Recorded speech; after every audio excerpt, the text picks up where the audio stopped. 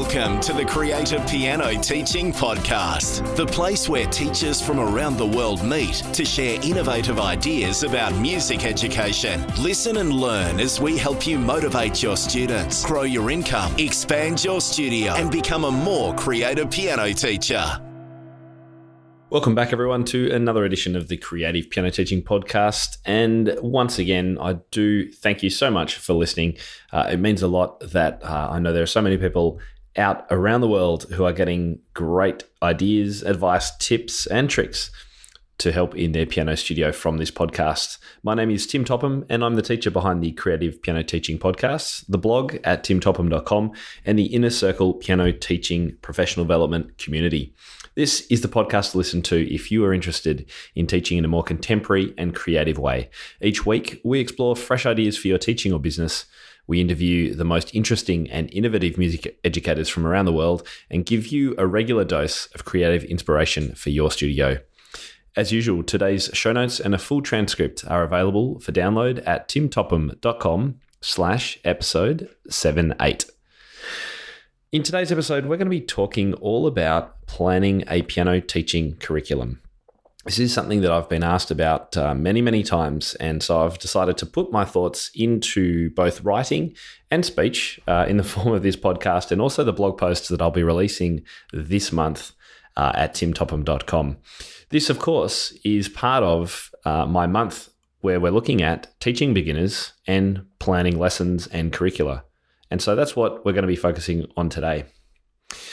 I want to start by giving you a couple of questions that I've received from my viewers and listeners in regard to this and the kinds of questions that I get asked about this, which has led to me deciding to create a theme on this month. So the first person says, the second challenge for me is creating a really attainable curriculum for each student within the constraints of a 45-minute lesson. I've taught mainly intermediate and advanced students and now find myself struggling with beginner early years and trying to fit everything in.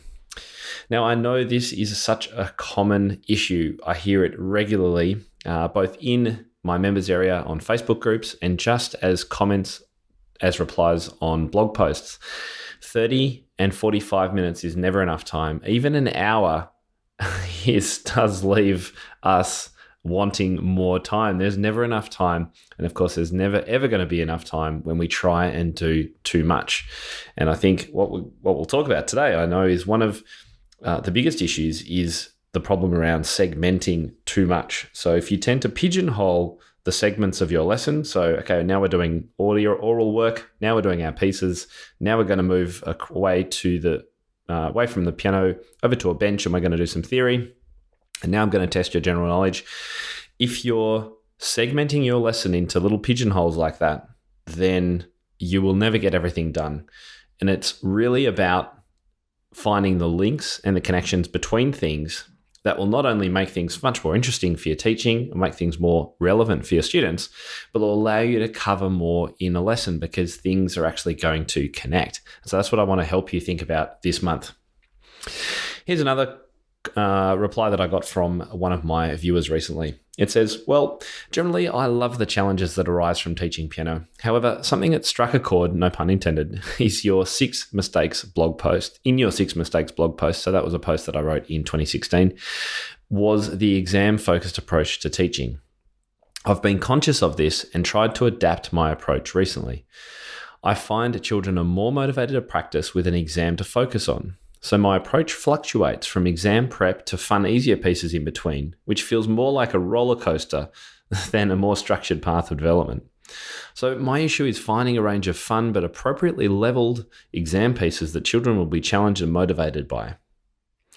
So what a fantastic question. And again, another direction that I get a lot of comments regarding, and that's, what do you do if you don't teach an exam-based syllabus, particularly for teachers who are in the UK and in Australia? And I'm going to be talking about that today and also in some of the other blog posts this month, because I know this is a big issue, particularly for teachers who were brought up in a particular exam system and who now teach in exactly the same way, often using the same exam system without really thinking about whether that's the best way to approach their teaching. So that's the outline of what we're going to be talking about today. Let's get stuck into it. And I think we should actually just start with a really quick definition of curriculum. If you haven't actually come through a teaching degree, you might not actually be familiar with this word, curriculum and syllabus. And I want to give you, I guess, a direction to look at these in for the construct of today's podcast. So when we look at curriculum, the definition actually is the subjects comprising a course of study is a curriculum. So it's about the subjects, the thing that goes into an overview, a course of study. The syllabus is the name we give to the actual subjects in that course. The way I like to look at it is that a syllabus is generally, in music terms, something that is prescribed on us by an exam board or a festival committee or a competition board or something like that. That's kind of more based on a syllabus. It's like you must do this, this, this, and this in order to get this. And that's great if the goal of whatever you're teaching is to pass that exam or assessment or that competition. Whether or not that's actually providing for a holistic learning journey for the student is the question, I guess, that I would have for you as a teacher. The curriculum, to me, is the more holistic way to look at music education. So what are all the things that you're doing, part of which might include an exam syllabus? What are all the things that you're doing that contributes to your students' holistic education? Really, your curriculum is going to depend on your philosophy. If you're based more on a method book and you like following through a method book series, then you might not need to do that much curriculum planning because you'll move from book to book with a student, perhaps through multiple levels. I think a lot of those series go up to sort of a less level 5 book. And then you will move on to perhaps more traditional repertoire.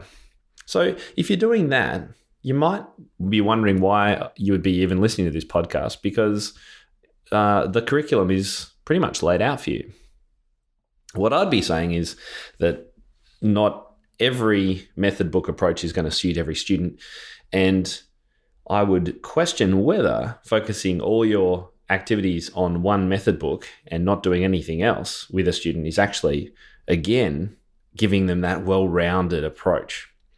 And one thing I've got to say right from the start is, while I do like some particular method book series, and I'm going to mention a couple soon, no method book is perfect and no one method will suit every single student you've got. So we do need to have a flexible approach.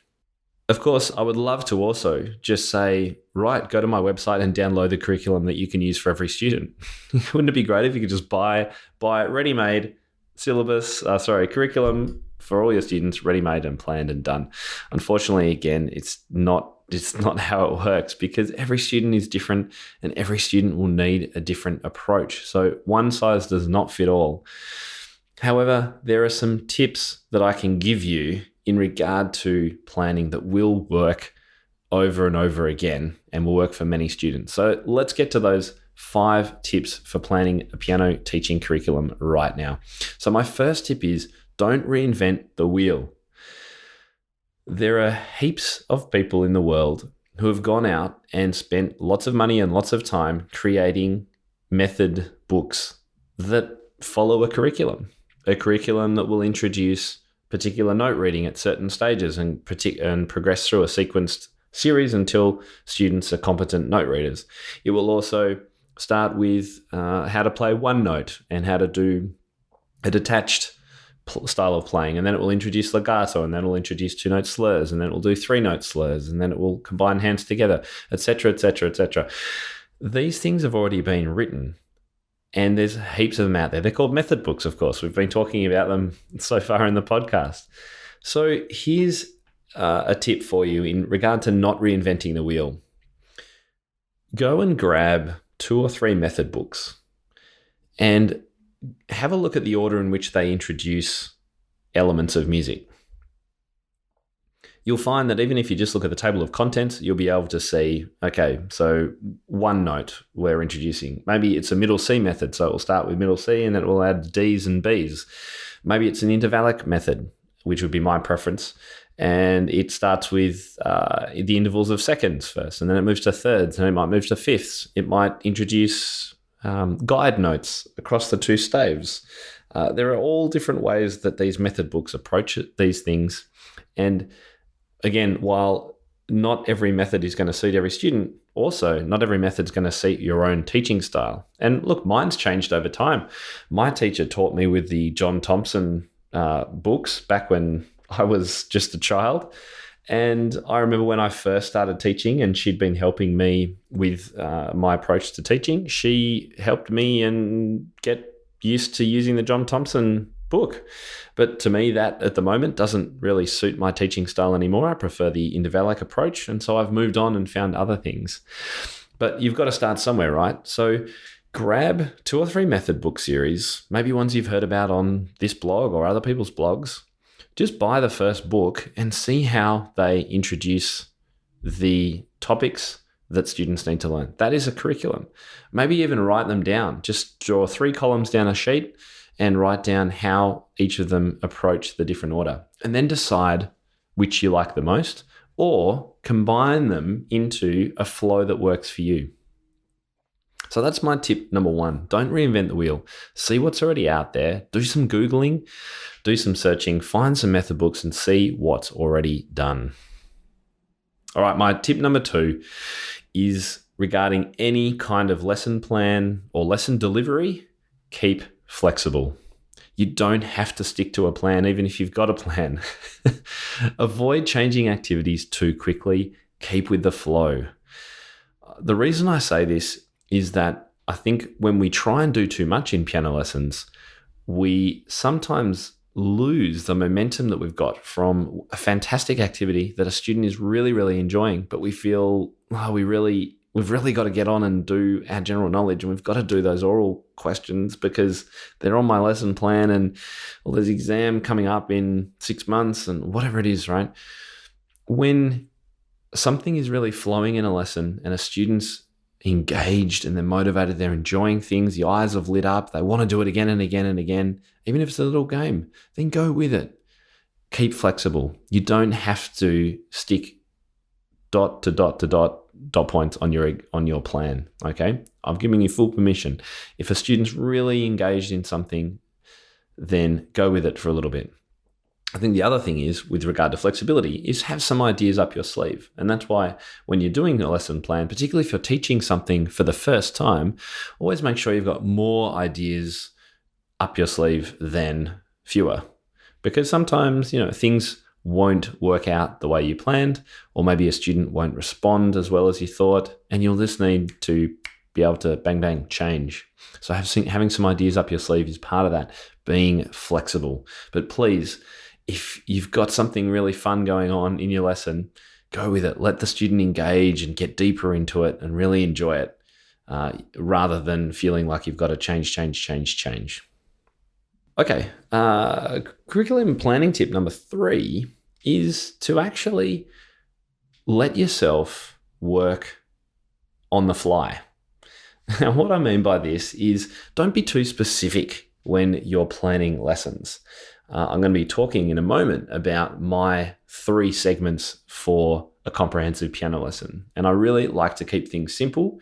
It's a little bit like how I also like presenting or speaking to people at conferences and things. I'll have dot points, I'll have ideas that I want to cover, and then I will vamp on them. I will discuss ideas around them. I'll explore ideas around them. So while this is all about planning that curriculum and getting lessons formalized and organized, don't get too constrained. Like my tip number 2, being flexible, leave yourself some leeway to invent things on the fly. Now, even if you're not feeling all that creative in your teaching, you will only sort of work out where you can get creative if you give yourself that chance, right? So by giving yourself that little bit of time to work, as I say, on the fly, around your lesson and your curriculum plan, that's when some of the creative spark will happen in your own teaching that you can then get some flow from your students on and really engage in. And you just kind of never know what will happen, all right? So don't be afraid of having a little bit of time to work on the fly. All right, tip number 4. Don't think separately. I mentioned this in the introduction. And unfortunately, method books are a little bit unhelpful here because a number of method books will have 5 or 6 different books for each level. You'll have the repertoire book, the Christmas book, the technique book, the theory book. And this almost encourages us to do that pigeonholing that I think is actually not a good way to structure a lesson. We want to interlink things. We want to find connections and relatedness. So even though method books might be in separate parts, think holistically. Don't think separately. Anything can form part of sight reading. So a student that's learning a new piece of music could perhaps do a little bit of sight reading of a few bars of a number of pieces in the same key as the piece they're learning. You might find that the piece of music they're about to learn has a lot of fifths in the left hand, so they could do some sight reading of fifths in the left hand. Think of ways that you can connect things. So connecting, for that example, connecting the sight reading into the music that they're actually about to learn, using it as a prerequisite almost to actually learning the piece of music. Again, creativity can be related to just about anything that's going on. If you're learning a piece that has a left-hand simple walking bass, boom, boom, boom, boom, boom, boom, boom, boom, then maybe the student could just improvise, maybe even on 1 or 2 notes in the right hand, something really simple along to that bass line. Even if you play the bass line, think about these ways that you can get creative. Could they sing that bass line back to you? Maybe that could be your oral component. Could you talk briefly about some famous blues players? Maybe that is your general knowledge component. So think about how you can relate things together. Try and avoid segmenting. That's my tip number 4. And my tip number 5 is, we mentioned it before, whatever you do, don't use an exam board as your syllabus for teaching. It's not the intention of the exam board, and they say it. I interviewed, if you're interested at all, I interviewed the heads of a number of exam boards around the world on my podcast. You can head to timtopham.com/podcast. You'll be able to find those episodes, or just search for it on my blog. Search for ABRSM or AMEB. They all said that the exam board is not a syllabus. It's not designed to form the basis of what you teach. It's designed to make clear the requirements for an assessment. Okay, so think a little bit wider and more broadly about the kinds of things you can do in lessons. And I'm going to help you as much as I can on this blog because I'm really passionate about helping people use the exam boards for what their purpose is, which is a fantastic way to assess students. You can do so much more in lessons, though, in addition to the kinds of things you would cover in an exam board syllabus. Okay, so they're my 5 tips, but that's not the end of the episode because I want to actually give you some more concrete ideas about the kinds of things that you can do with students at 3 stages of learning. One is beginners. One is late beginners and early intermediate students. So they're the kids that are out of their method books or have done maybe 1 or 2 levels of a book and are moving on to being able to read more generally. And thirdly, your late intermediate and advanced students. And I want to talk about some things we can do to help guide your curriculum for each of those. I'm going to finish off then with some technology that can also help you. So let's just talk about beginners firstly. For the start, as many of you will know, I don't use a method book or any method book at all actually at the beginning. I do something which I call my no book beginners. And it's an approach that I use that for about 10 weeks of a new beginner coming to start lessons with me, I won't do any reading or any method book stuff. It's all creative and it's all about movement and singing and rhythm and tapping and having fun, exploring the piano and exploring music. And depending on when you're listening to this podcast, I'm actually creating and releasing my course called No Book Beginners. It's just an approach. I don't call it a method. It's just an approach to teaching those first 10 weeks or thereabouts of a new beginner to really engage and inspire them in their music making journey that's ahead. So look out for that. Depending on when you're listening to this podcast, do a search on my blog if you haven't already for No Book Beginners, and I know you'll find that a real treat in your teaching if you've never tried it before. Some other ideas for beginners too, you could, and in fact for all your students, you could theme a term or base activities around seasons or holidays. Maybe you have a lead up to Christmas or a Halloween one. Maybe something around Easter. So that gives you another kind of framework for giving you activities and ideas that you might not have had originally when you're focusing only on a method book, for example. Whatever method book you choose too, I always use it as a starting place, and I add in creative ideas and extra music. It is very rare that I would ever solely use a method book and nothing else for a student. In fact, I don't think I've ever done it. Even if you're just on the side doing some rhythm activities or helping the student learn a song that they've heard on the radio or picking out a tune by ear, whatever it is, try and keep adding in extra activities as you go. Even if it's a little bit difficult at the start, it will get easier the more you explore this and the more ideas you start to get up your sleeves for how you can take some of those ideas perhaps from the method book and explore and expand them. As I said before too, no method book is perfect. My suggestions, if you're interested in what I like for various groups, if you've got young beginners, then I really love Piano Safari, and you can actually have a listen to episode 71 of this podcast where I interviewed the writers of the Piano Safari method about how they've come about, what they do, and what the method's all about. It is a great way to start young beginners. If you haven't checked it out, do check it out, pianosafari.com. If you've got teen or adult beginners, then the thing you must be careful of is that the method book you use, if you are choosing to use a method, doesn't have lots of childish kind of pictures in it, because it can be a real turnoff for particularly teenage students. So in this regard, I quite like Piano Pronto, which you can find a link to in the show notes. The Accelerated Piano Adventures by the Fabers, I think, is good. And for those kids who you want to introduce more of a chordal approach to, then I found out last year at the MTNA a series called Way Cool Keyboarding, and we'll pop a link to that in the show notes as well. So there's some of my suggestions for methods for beginners. But again, supplement it, use different things, or maybe use a combination of those things together. I think that's how we come about a real creative and inclusive and holistic approach to music education. Okay, so let's check out the late beginners and the early intermediates. So these are the students that they know how to read music, but have kind of passed on from a method book series.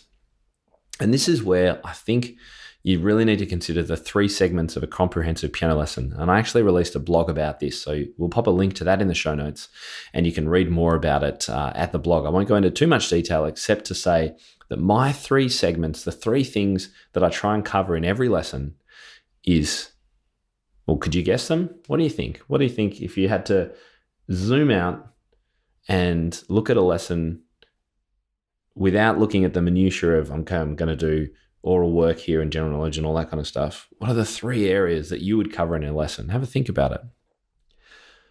My 3 are, compare it to yours, technique, creativity, and repertoire. So I want my students to be improving their technique. By the time they've got to late beginner stage, they're starting to learn scales. We're starting to get some agility in their fingers and move around the piano and that sort of thing. So keeping the technique going is important. I really love finding a crossover between technical work and creative work. And one of the easiest ways to do that is to use scales as a way of improvising in the right hand while the left hand is perhaps playing a chord or keeping some kind of harmony going. Another approach for technique at this level is that you could follow the technical requirements for an exam syllabus of some sort. Just be careful, again, that you don't follow the whole syllabus for everything, but to link your students up to an approximate level of an exam board system, I don't see anything wrong with that, because I think that does then give them a sequenced approach, and it allows them to progress along. And it means that if at some stage down the track you would like your student, or your student would like to try out and do an exam, then they've got the technical ability at that level that has progressed up. So that's one or two ideas for technical work. For creative, look, that's what my whole blog's about. So get on the blog and search for anything to do with chords or improvising or blues or any of those kinds of things. My members area, I've got heaps more ideas around creative piano teaching. That's where all of my courses are, all of my lesson plans, all that kind of stuff. So if you're interested in membership and you haven't checked it out yet, head to timtopham.com/community. And finally, repertoire. One of the questions I get asked most is where to find good repertoire. If you're not going to use a method book, where do you find it? Well, as you know, or you may know, I've started doing fortnightly repertoire raps. These are Facebook Live videos, and we'll pop a link in the show notes as well to these. Every fortnight, I'll come online and show you some great ideas for repertoire that you might not have found recently and give you all the links to them. So it's a dead easy way to find some new music that is suited to your students. Another question I get asked about repertoire at this late beginner and early intermediate stage is, what do you actually teach? How do you teach these pieces, particularly if it's not something you've done before? So in that regard, I don't have time to cover it here, but I'm actually setting aside podcast episode number 81, that's in 2 weeks' time, where I'll be showing you what I do with elements and activities around music. So how do we pull them apart? How do we prime students for the things that they're going to need to learn in these new pieces, and give them some really creative, exciting activities around them before they actually start learning them? It's a great episode, and it's coming up. It's going to be number 81. Stay tuned for that. And of course, as well, by the late beginner, early intermediate stage, students should be starting to put their hand up and perhaps have some say in what they're going to be learning if they haven't been doing that already. So what does the student like playing? Can you help them pick out a song that they like listening to on the radio, or that they hear their parents listening to? Ask them, what would you like to learn? What are you listening to on your iPhone at the moment? Perhaps you could introduce some composing ideas at this stage too as a regular part of lessons, and maybe covering some ideas around lead sheets or pop songs. These are all things that you can now start including at this late beginner, early intermediate stage, leading into stage 3, which is the late intermediate and advanced stage.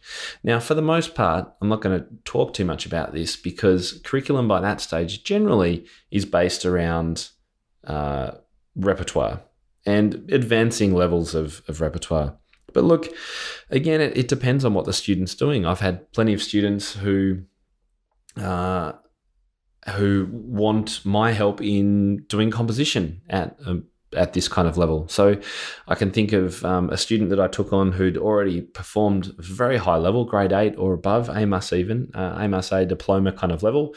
And he was now looking for help with playing more popular music and composing. So we were doing harmonization, improvisation, all of this kind of stuff. And he was an advanced level student. So, it's harder to set a curriculum at this level, because it's going to depend on the aspirations and the goals of the student. Maybe they are sitting high-level exams for school, or trying to get a scholarship or get into university. So that's going to determine the kinds of things you do. But as you know, I wouldn't be me without saying, try and keep some creative aspect in those lessons if you possibly can, and if the student wants to. Okay, so let's finish up today. I hope this has been helpful. I did mention that some technology that might help. I was just looking at my notes here. Google Docs can be a great way to help with your curriculum planning, because one of the things that it does, Google Docs and Google Sheets and things, can be very easily shared with students and teachers, other teachers in your studio, students, parents, and it's all shared in the one document. You don't have to email things backwards and forwards. It's one of the best time savers I've ever found. I use Google Docs all the time. If you're interested in finding out how to get more productive using some of these tech features, then head to timtopham.com/events, because I've actually got a free training there all about productivity using Google Docs and a couple of task and planning tools too. So do check that out. There are also a number of apps that can help you with your lesson planning because they sync in with students and what they're doing and parents and all this kind of stuff. We've got Practicia, of course, we'll put a link to that. I know Sam, the developer of that, quite well, and that's just getting better and better as he develops and releases new features. There are other practice and organization apps that you might be interested in too. And things like My Music Staff and Music Teachers Helper. And there's a discount for Music Teachers Helper for all my Inner Circle members. Even if you are already using it, you can still get a discount on it. They are two bits of software that I can also recommend that can help you with planning and organizing your studio and things like your curriculum. But look, stay tuned this month because I'm going to be giving away my lesson planning sheets in a blog post very, very soon. It's going to be a free download and it's going to be split into two things. One is quarterly planning documents. So this is great for term by term here in Australia or just every quarter or thereabouts, wherever you are in the world. And also weekly lesson plans for each student. And it's all going to be based on my concept of this 3 segments of a comprehensive piano lesson. The other thing that we're going to be doing is pulling apart how you teach pieces at that late beginner, early intermediate and onward stage. So really focusing on what the piece is made of, what the ingredients have gone into it, and how that can determine what activities you do with it. This is based on the simultaneous learning work of Paul Harris, who's been a guest on my blog and the podcast a few times. And we're going to cover that in podcast episode number 81 with a 1-page cheat sheet that you can use for any piece of music that you teach, and you can actually reuse it over and over again. So I hope that is going to be really, really helpful for you. So they were my 5 tips for planning a piano teaching curriculum and a few extra ideas, of course, there. You can grab a full transcript and the show notes and all the links that we've talked about today if you head to timtopham.com/episode 78. Next week, I'm very, very excited that we have Amy Greer on the podcast. Amy has put together a great book with Alfred's all about rote teaching. So we're going to be talking about rote teaching, which is a topic really close to my heart when it comes to beginners. And it's one of the reasons I really love the Piano Safari method. So stay tuned next week. Episode 79 is with Amy Greer, and we're going to be talking all about rote teaching. Until then, have a great time in your studios, and I look forward to hearing what you think about this whole idea of planning a teaching curriculum. That will conclude this evening's entertainment. Oh, thank you. Thanks for listening to the Creative Piano Teaching Podcast. We'd love to help take your teaching to the next level as a member of our supportive community. Use the coupon Piano Podcast for $100 off an annual membership of Tim's Inner Circle today. To find out more, head to timtopham.com/community.